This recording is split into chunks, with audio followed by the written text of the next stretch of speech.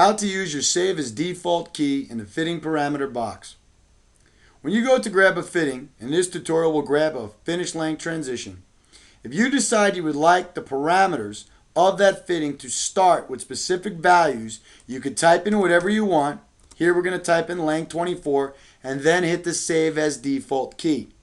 When you do this, every time you go back to that transition, the transition will have the exact same parameters as we just saved it.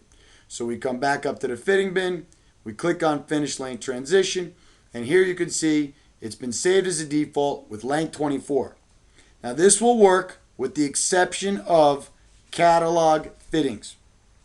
If you catalog the fitting or created a custom fitting, and you can always tell which ones you've done because they're marked with little icons. For example, I have a custom spiral duct fitting that I've created. If I click on this fitting, you'll notice that it's saved with diameter as 36, but I cannot use the Save as Default key here. If I would like to save this fitting's default diameter into 20, I'd have to go into the library and change it. So I'm going to go into the library icon in my PractiCAD ribbon bar.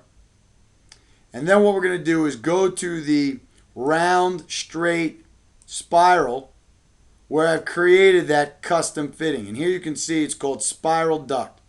And the diameter is 36.